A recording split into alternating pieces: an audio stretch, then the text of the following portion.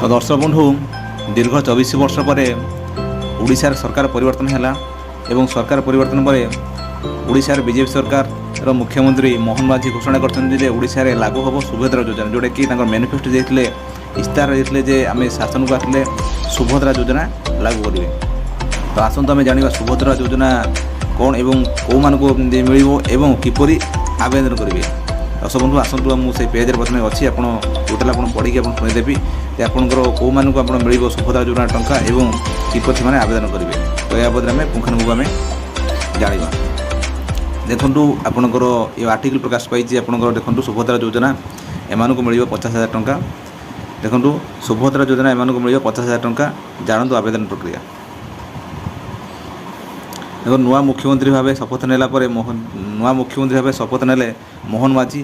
तो मुख्यमंत्री भाव शपथ नेबा परे प्रथम कैबिनेट घोषणा करछंती मुख्यमंत्री।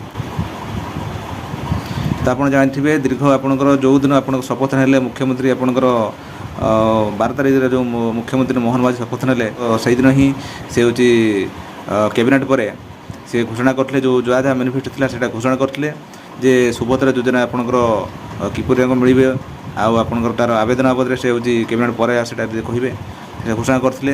तो आसतु आम देखु अच्छी आपको पढ़ी शुणी दूँ नुआ मुख्यमंत्री भाव शपथ नेले मोहन चरण माझी। तो मुख्यमंत्री भाव शपथ नेबा पर प्रथम कैबिनेट बड़ घोषणा करछंती मुख्यमंत्री।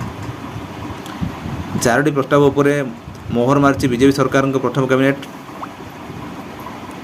ता भितर महिला एक बड़ घोषणा होची ताहा हेउची आगामी 100 दिन भितर राज्य में लागू हेबो सुभद्रा योजना। तेबे आसंतु जानिबा सुभद्रा योजना कौन एथिरु केमिति लाभ उठाई पारिबे।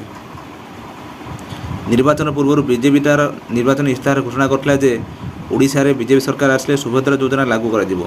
शेष में ताहा ही हेबाकु जाउची आगामी 100 दिन भितर ओडिशा रे सुभद्रा योजना लागू हे बोली नुआ सरकार घोषणा करछंती। ओडिशा रे महिला मन पई सुभद्रा योजना कार्यकारी कर प्रति महिला को 50,000 टंकार कैश भाउचर मिलिबो। 2 वर्ष मध्य एहाकू सेमाने खर्च करि परिबे। तेबे एहाकू सेमाने केमिति पाइबे और किपरि कार्यकारी करिवे आसंतु जानिबा। एही सुभद्रा योजना रे आवेदन उभय ऑनलाइन और ऑफलाइन माध्यम रे होई परिबो। एही योजनार मुख्य उद्देश्य होची महिला मानक सशक्त करिबा जहाँ बीजेपी सरकार द्वारा आरंभ करा जायछि। विवाहित महिला माने एही व्यवस्था अनुसार नगद पुरस्कार राशि पाइपर। 2 वर्ष मध्य व्यवहृत होगा महिला मानक 50,000 टंकार कूपन दिज्व। सुभद्रा योजन मूल लक्ष्य होची समाज में महिला को स्थिति को सुदृढ़ करने एवं सेमानकु आर्थिक स्वाधीनता प्रदान करने जहाँ द्वारा सेमाने निजे जत्नवान हो पारे। एही योजन आवेदन करने यही सब डॉक्यूमेंट आवश्यक आधार कार्ड बैंक अकाउंट ठिकाना प्रमाणपत्र mobile number passport photo income certificate ration card आदि आवश्यक। एही योजनार लाभ उठाइबाकु हेले आपण ओडिशार बासिंदा होइथिबा आवश्यक। केवल विवाहिता महिला एही योजनार लाभ उठाई पारिबे। प्रति परिवार जनकु एही योजनार लाभ मिलिबो। महिला बयस 23 रु 59 बयस होइथिबा दरकार। यह सबुठार बड़ कथा है सरकार चाकरी करथिबा महिला एही योजनार लाभ उठाई पारिबे। परवर्ती समय अंगनवाड़ी कर्मी को मध्य एही योजनार सामिल कराई पारिबो।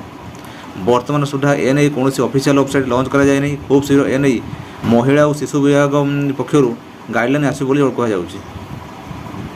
दर्शक बंधु ये आपको कहीगली सुभद्रा योजना आपंकर किपर आपंकर आवेदन करेंगे और क्या मिल से बाबद पुंखानुपुंख कहीगली। आगामी दिन जो तार महिला और शिशु विकास मंत्रालय तरफ जो वेबसाइट आसो खूब शीघ्र लॉन्च हम से आम या बदले पुंखानुपुंख आम आउ गोटे अपडेट देवु। दर्शक बंधु से रही नमस्कार जय जगन्नाथ।